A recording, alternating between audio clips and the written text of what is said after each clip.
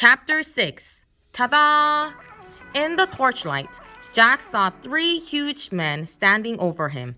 One with very squinty eyes held the torch, one with a very red face held Jack, and one with a very long mustache held on to Annie. Annie was kicking and yelling. "Stop!" said the one with the very long mustache. "Who art thou?" said one of with the very red face. "Spies, foreigners, Egyptians, Romans, Persians," said the squinty-eyed one. "No, you dummies," said Annie. "Oh, brother," Jack muttered. "Arrest them," said Red Face. "The dungeon," said Squinty Face. The guards marched Jack and Annie out of the armory. "Go," said a guard, giving him a push. Jack went. Squinty, Annie, Mustache, Jack, and Red marched down the long, dark hallway. They marched down a narrow, winding staircase. Jack heard Annie shouting at the guards, "Meanies, we didn't do anything." The guards laughed. At the bottom of the stairs was a big iron door with a bar across it. Squinty lifted the bar. He shoved the door and creaked open. Mustache and Red pushed Jack and Annie into a cold, clammy room. The fiery torch lit the dungeon. There were chains hanging from the filthy walls. Water dripped from the ceiling, making puddles on the stone floor. It was the creepiest place Jack had ever seen.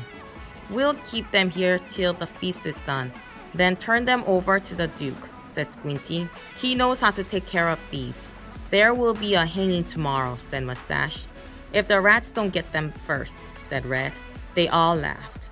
Jack felt his backpack move. Annie was quietly opening it. "Come on, let's chain the two of them," said Squinty. The guard started toward Jack and Annie. Annie whipped her flashlight out of Jack's pack. "Ta-da!" she yelled. The guards froze. They stared at the shiny flashlight in Annie's hand. Annie switched on the light. The guards gasped. They jumped back against the wall. Squinty dropped the torch. It fell into a dirty puddle on the floor, sputtered, and went out. "My magic wand," Annie said, waving the flashlight. "Get down or I'll wipe you out." Jack's mouth dropped open. Annie fiercely opened her light at Squinty, then at Mustache, and then at Red. Each howled and covered his face. "Down, all of you! Get down!" shouted Annie. One by one, the guards knelt down on the wet floor.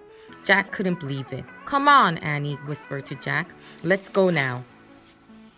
Jack looked at the open doorway. He looked at the guards quaking on the ground.